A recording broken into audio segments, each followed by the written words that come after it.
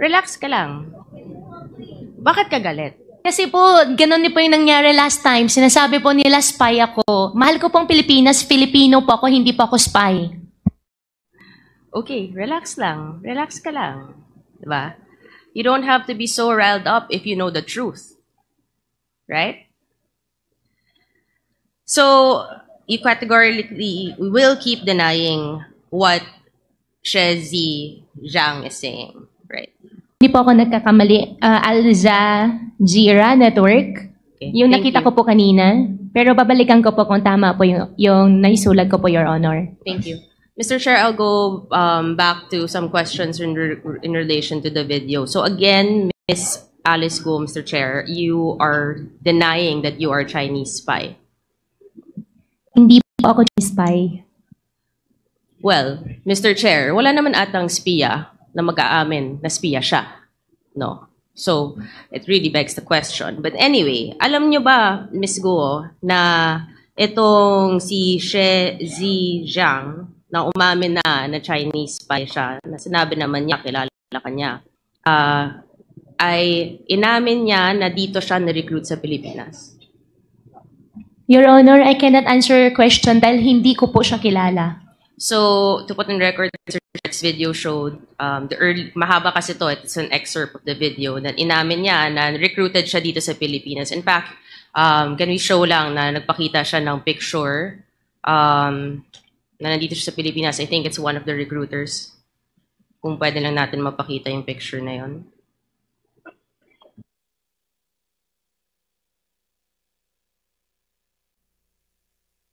So, ito.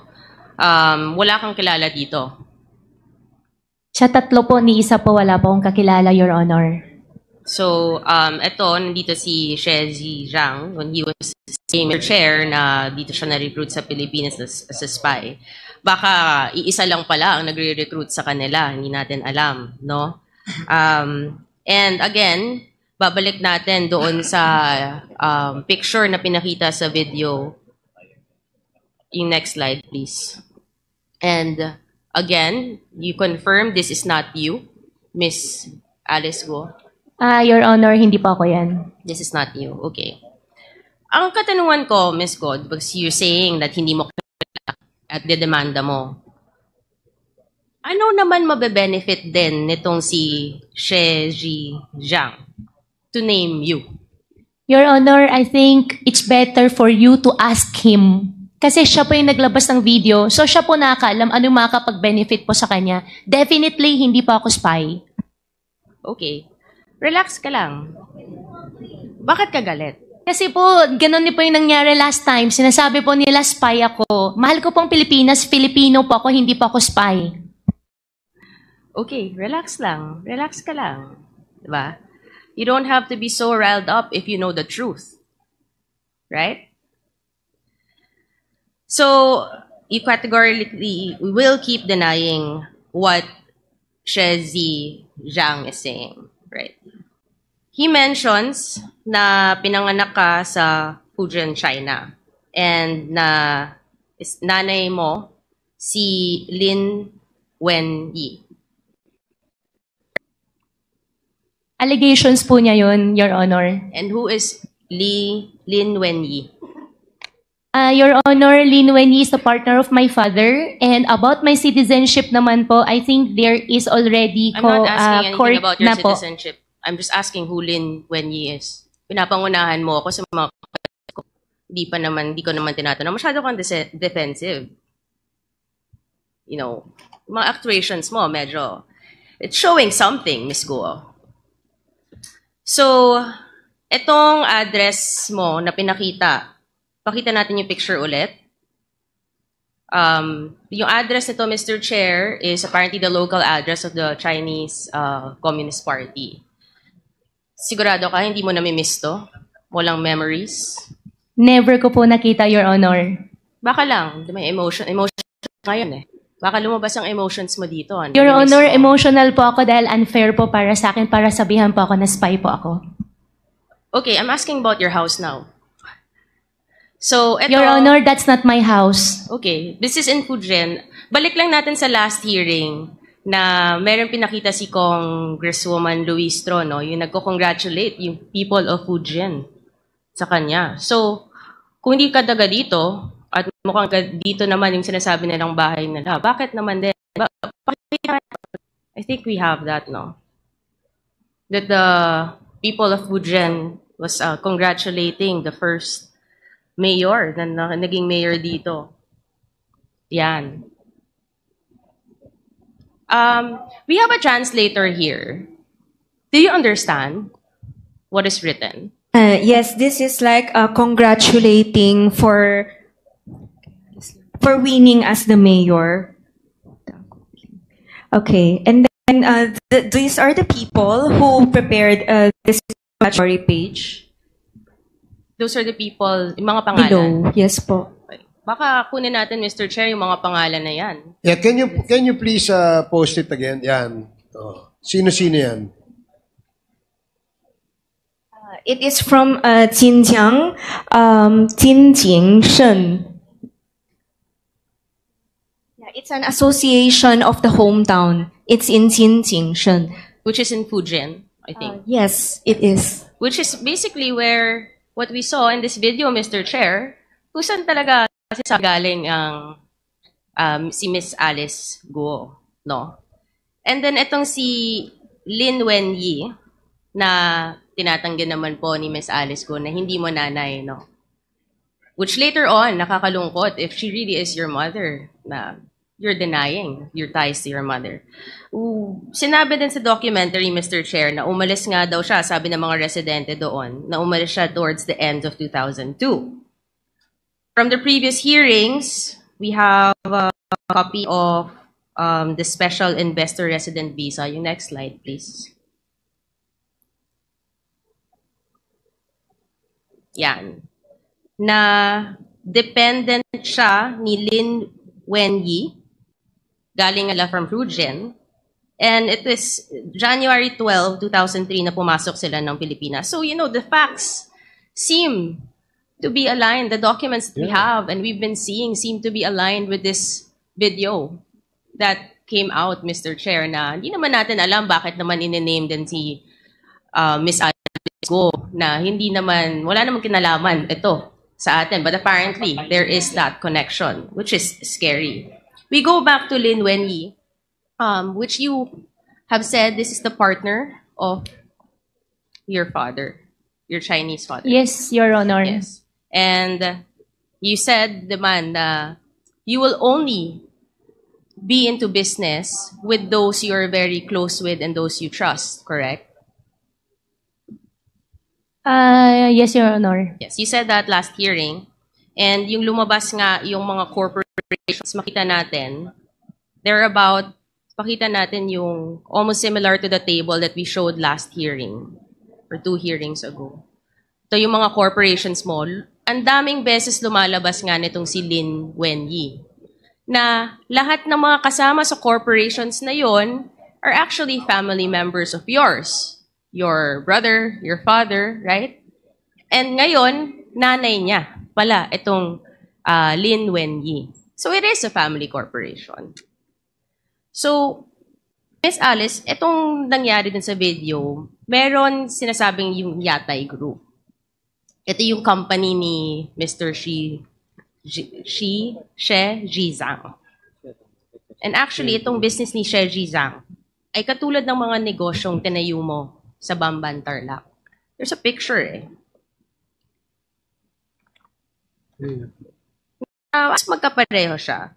And do you know that itong si She Zhizang, link yung mga businesses niya. Kaya nga siya nasa Thailand ngayon eh. With human trafficking, extortion, and cyber scams. Which are the very same crimes na tinitingnan natin ngayon, Mr. Chair, na nangyayari sa mga illegal POGO operations dito. If I may be allowed to play an excerpt of that video again, Mr. Chair, to show what's happening in Myanmar. Please proceed.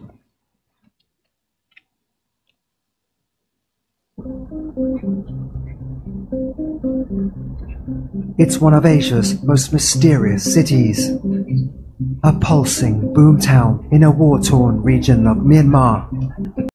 See really just how close it is to Thailand. with just this tiniest river that separates them. Across the border is Yatai New City. Once a sleepy rural town, it's been transformed by vast sums of Chinese money. Judah Tanner used to run a school near where the neon-lit buildings now stand. It really is Myanmar's version of Las Vegas or Macau. Just a few years ago, it was rice fields and fields.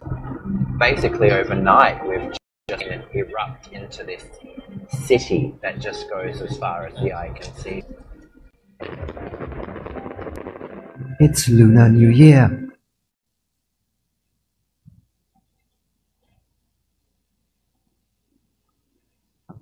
So, Mr. Chair, essentially, no, makikita natin may similarity from a rural area, pumasok at nag-expand, nag-build ng mga ganitong front legal businesses na alam naman natin may mga illegalities which is being found in Myanmar. And ito yung sinabi ng Chinese spy na si She Zhijiang. So essentially, Mr. Chair, kung titingnan mo, I may show na lang to this committee para mas madali. Parang ang mga espiya ng China, di lang sa Pilipinas, pati sa Myanmar, we don't know other countries that we can later on discover. Parang may steps sila kung anong gagawin nila. Parang, ito, step 1, pumili ng bansa. Halimbawa, itong Philippines sa atin, Myanmar, Thailand. Step 2, pumili ng lugar na pagtatayuan ng mga industrial complex, which we have seen in Porac, Pampanga, and in Bamban, Tarlac. Step 3, maghanap ng mga dayuhang Chinese na mumumuhanan na tutulong magtayo ng negosyo. Kita natin, yung kapatid ni Michael Yang, nakatanggap halos 2 billion pesos mula 2018 hanggang 2021. Si Zhang Yujin, na nakita natin guilty sa Singapore para sa kasong money laundering na incorporator ng Baofu. At yung si Jiang Zhongguo, yung ama ni Guo, na incorporator din, na sinasabi nga niya, yun yung nagsimula, diba? Na nagpondo rin sa kanya sa mga businesses. There's this trend, Mr. Chair, no? Na galing sa Chinese, nagsisimula, or kung grandfather man, ganito yung mga paulit-ulit na kwento Then there's step 4. Kukunin ang mga loob ng mga residente at gawing dummies. Nakita natin, I think, di ba may mga nag-surrender, I think over the past few days, Mr. Chair. Itong si Thelma Laranan, Rowena Evangelista, tindahan sila ng mga gulay, no? May mga barbecue stall na obviously hindi naman nila kaya mag-incorporate or to give itong mga capital sa mga malalaking negosyo na nag-surrender na ginamit lang sila. I don't know kung paano nila ginawa ito. Sakto nila yung loob ng mga residente kasi syempre may mga pangangailangan siguro at hindi naman nila iniisip kung ano yung magiging repercussions. Then there's step 5 na maghahanap ng makapangyarihan na tao na may pera at impluwensya sa gobyerno na alam natin na tinatanungan natin na ngayon hindi na natin makita, Mr. Chair, ang dating presidential spokesperson na kita natin. Tinulungan niya, bigyan ng permit, ang mga pogo, known personality who's the lawyer and owns several properties connected to what we have been seeing the past few hearings. Then there's step 6, mag-incorporate na ng mga kumpanyang mukhang legitimate sa una. Diba? Nabigyan na natin ng lisensya tong Hongshen. And then na-raid yung Baofu compound. Yung Lucky South 99 nagsimula as a BPO, sa BPO at real estate industry. Ngunit inamend na yung AOI niya noong February, doon na pumasok yung POGO. So they can start operating in the guise of a legitimate business na mamaya magiging illegal naman. Then there is the next step, magkakaroon nga ng corporate layering na.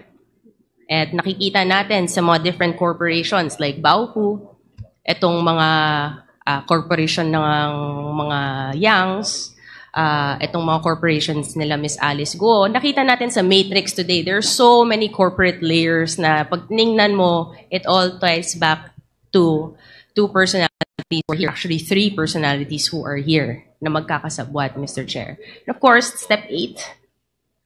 Then, dito na, pag nangyari na itong lahat, magkakaroon na ng illegal na gawain na may mga human trafficking, money laundering, illegal gambling, love scams, tax evasions, at iba pa.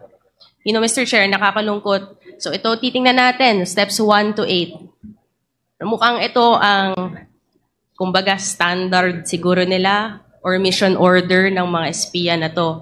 Na nakakalungkot na pumasok sila ng Pilipinas. Pinayagan silang pumasok ng Pilipinas. Dahil bawal sa kanilang bansa itong mga gambling, offshore, pumasok ang China dito. They took advantage of our country, our laws, our citizens, our resources, Mr. Chair. Nakakatakot dahil hindi to one-sided. Lahat ng mga steps na to, mangyayari lang at pupunta sa next step kung pinayagan to ng gobyerno. There are steps and there are processes. At sinabi ni Alice Guo na our government agencies can prove naman daw. Diba? Kasi alam niya, hindi naman gagalaw to, hindi mangyayari to kung walang approval ng mga government agencies. So paano to nakalusot, Mr. Chair? Yun yung tinitingnan natin. Kaya natin ginagawa to.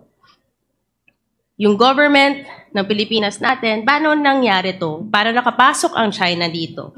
Paano ka nakalusot ang isang Chinese spy dito? At malala, paano naging parte ang isang Chinese spy sa gobyerno natin na binoto ng mga Pilipino? Paano nangyari to? Sino ang pumayag na mangyari to? Akala ko ba, Mr. Chair, diba, the Philippines is not for sale? Yun yung sinasabi. Baka kaya naman palang the Philippines is not for sale dahil siguro as early as 2017, ay nagsimula tong lahat ay mukhang nabenta ng Pilipinas. So, sino ba ang nagbenta ng Pilipinas sa China? Yun lang po, Mr. Chair. And I will end again to Ms. Alice Guo with the message of your fellow Chinese spy to you. So, sana medyo matauhan ka ng konti.